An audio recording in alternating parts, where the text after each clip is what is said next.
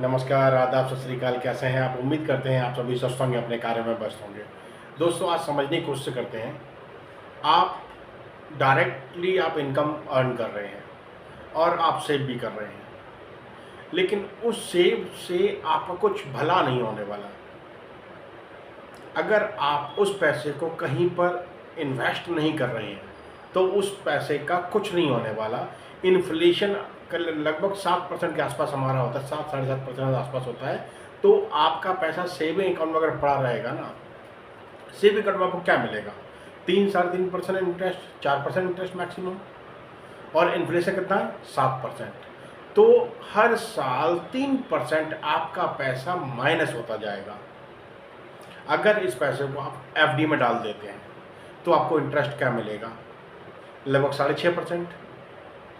तब भी आप इन्फ्लेशन को बीट नहीं कर पाएंगे, तब भी आपका पैसा लगभग 1% हर साल कम होता जाएगा। तो क्या करें, कैसे करें और कैसे अपने पैसे को बढ़ाएं? देखो, अगर आपका इन्फ्लेशन से ऊपर जो आपको इंटरेस्ट मिलेगा ना, वही आपकी एक्चुअल ग्रोथ है, वही आपका एक्चुअल मनी आपका ग्रो कर पाएगा। तो क्या करना चाहिए? तो उसका बेहतर तरीका है, आप इन्वेस्ट करो। आपको समझ नहीं है, आप ज़्यादा कुछ नहीं जानते, तो सिंपल सा आप अपना कहते हैं ना, मंथली एसआईपी करना शुरू कर दो। एसआईपी में पैसा अगर आप इन्वेस्ट आप कर रहे हैं, तो आपको इन्फ्लेशन से ऊपर का इंटरेस्ट मिलेगा, ऊपर का रिटर्न आएगा। यानी कि लगभग 7.5 मतलब 7%, 7.5% से ऊपर का रिटर्न आपको आएगा। और जो ऊपर का रिटर्न है, एक्चुअल में ग्रोथ आपकी वही है। चलिए आज कंपेरिजन करने की कोशिश करते हैं और आपको समझाने की कोशिश करते हैं कि अगर आप एफडी में पैसा रखते हैं, सेविंग किया हुआ पैसा एफडी में रखते हैं, और आप अगर उसे निफ्टी 50 इंडेक्स म्यूचुअल फंड में लगाते हैं, या उसे आप मिड कैप म्यूचुअल फंड में लगाते हैं, या उसे आप स्मॉल कैप म्यूचुअल फंड में लगाते हैं। देखो, मिड कैप इंडेक्स फंड में लगभग आपको 15% रिटर्न मिलने की पॉसिबिलिटी है, और मिड कैप में लगभग 20% के आसपास रिटर्न मिलने की पॉसिबिलिटी है, और स्मॉल कैप में लगभग 30% के आसपास मिलने की पॉसिबिलिटी है। तो इन फिगर को हम थोड़ा फिगर आउट करते हैं कि अगर हम पैसे को अपना एफडी में डालते हैं, या इंडेक्स फंड में डालते हैं, या मिड कैप में डालते हैं, या इन स्मॉल कैप में डालते हैं, तो हमारे पैसे का ग्रो का कंडीशंस क्या रहेगा। सपोज करो आपने 5 साल आपने सेविंग की, आपने सेविंग करके 5 साल में लगभग आपने 3 लाख रुपये बचाए। 3 लाख रुपए अगर आपने एफडी में डाले होते, तो 6.5% अगर आपको रिटर्न आ रहा है, ये मैक्सिमम काउंट कर रहे हैं, लगभग आपको 6.5% आपको रिटर्न आ रहा है, यानी बैंक से आपको एफडी पे इंटरेस्ट आपको मिल रहा है। तो आपका 5 साल में विद इंटरेस्ट आपका पैसा बनेगा लगभग 3,55,284 रुपये। इसी एसआई अगर आपने इसको एसआईपी में कन्वर्ट कर देंगे, और इसे आप इंडेक्स 50 अगर हम निफ्टी 50 में आप डाल देंगे, म्यूचुअल फंड में डाल देंगे, तो लगभग आप 15% आपको रिटर्न आ रहा है। तो 5 साल में आपका जो पैसा है, जो आपने लगभग आपने 3 लाख सेव किया, वो पैसा बन के आपका तैयार हो जाएगा 4,48,408 रुपये। अगर यही पैसा आपने मिड कैप म्यूचुअल फंड में अगर इन्वेस्ट कर दिया, तो आपको आपसे लगभग 20% आपको रिटर्न आ गया, तो आपका पैसा बन सकता है 5,17,271 रुपये। इसी को अगर स्मॉल कैप इंडेक्स में म्यूचुअल फंड में आपने डाल दिया, तो लगभग 30% अगर आप यहाँ पे पॉसिबिलिटी है इंडेक्स में आपको रिटर्न मिलने की, तो आपका पैसा बनता है 6,96,957 रुपये। इसको आपने अपनी सेविंग की हैबिट डेवलप कर रखी है।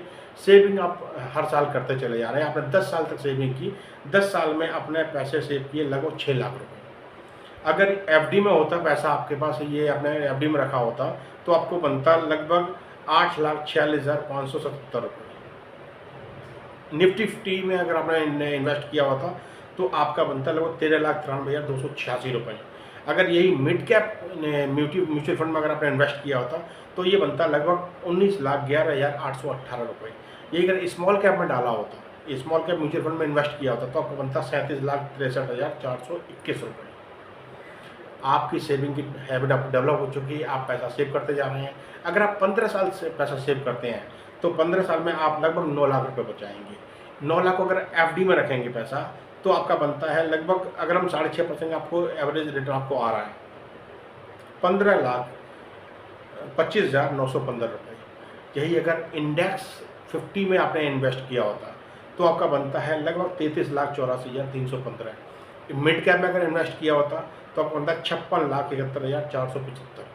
यही अगर स्मॉल कैप में आपने इन्वेस्ट किया होता तो आपका बनता है आपका 1,72,55,217।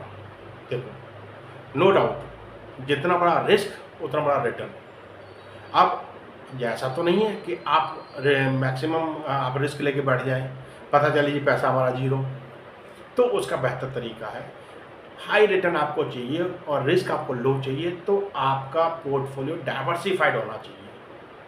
डाइवर्सिफाइड पोर्टफोलियो होगा आपका, उसमें एफडी भी होगा, आपका उसमें डेट फंड भी होगा, आपका उसमें इंडेक्स फंड भी होगा, आपका उसमें मिड कैप भी होगा, आपका उसमें स्मॉल कैप भी होगा, और सब में डाइवर्सिफाइड पोर्टफोलियो के हिसाब से आप अपनी अगर एसआईपी करते चले जाते हैं और उसको लगातार करते चले जाते हैं तो आपकी पॉसिबिलिटी है आप एफडी सेविंग और एफडी से बेहतर रिटर्न पाएंगे और इन्फ्लेशन को बीट कर पाएंगे।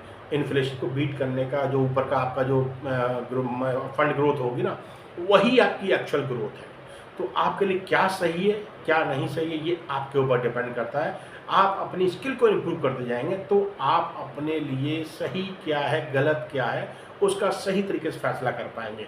लेकिन ये पॉसिबल तभी होगा जब आप चीज़ें सीखेंगे, जब आप चीज़ें करेंगे और खुद करेंगे। खुद सीखेंगे खुद करेंगे तो ही आप चीज़ों को सही तरीके से प्लान कर पाएंगे, अपने रिस्क को मैनेज कर पाएंगे, अपने पैसे को बढ़ा पाएंगे। तो चीज़ें सीखना समझना बहुत जरूरी, और हमेशा लालच नहीं करना है।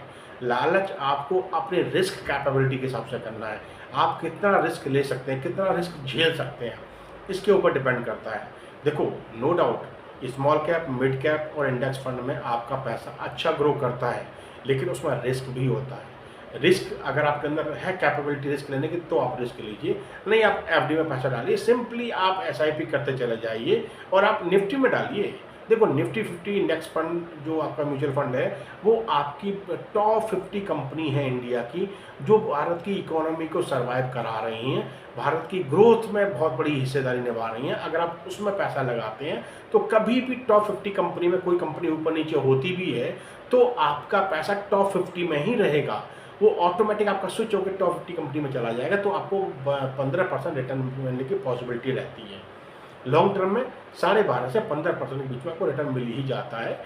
ये आपको इंडेक्स फंड से मिल जाएगा, गारंटी नहीं है लेकिन पॉसिबिलिटी है आपको मिल जाएगा। तो आपका पैसा ग्रो करेगा, 7.5% 7% को बीट करेगा। जो वो एक्स्ट्रा आपका प्रॉफिट है ना, वो एक्चुअली आपकी मनी की ग्रोथ है।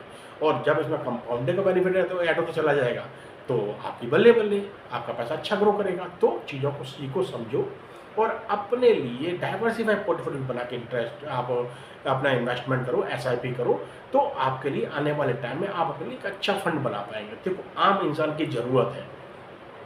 देखो, हम कोई बड़ी फैमिली से बिलोंग नहीं करते, हम एक आम इंसान हैं, हम एक सभी मिडिल क्लास से बिलोंग करने वाले लोग हैं। कुछ लोगों तो बहुत ज़्यादा कम इनकम वाले लोग हैं, उनके लिए भी ये तरीका बेहतर है।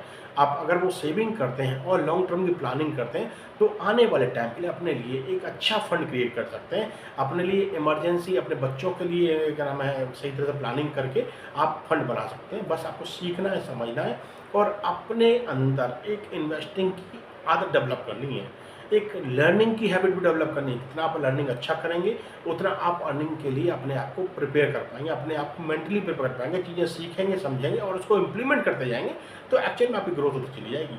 चलिए, चीज़ें सीखिए, समझिए, अपने लिए लॉन्ग टर्म की प्लानिंग कीजिए। यूँ हंसते मुस्कुराते रहिए। फिर मुलाकात के टॉपिक के साथ। धन्यवाद, नमस्कार। आपके लिए क्या सही है क्या नहीं सही है ये आपके अपने माइंडसेट के ऊपर डिपेंड करता है, आपकी अपनी नॉलेज के ऊपर डिपेंड करता है। तो चीज़ सीखिए और अपने लिए आने वाले टाइम की प्लानिंग करके अपने लिए फंड क्रिएट कीजिए। फिर मुलाकात इस टॉपिक के साथ। यूँ हंसते मुस्कुराते रहिए। धन्यवाद, नमस्कार।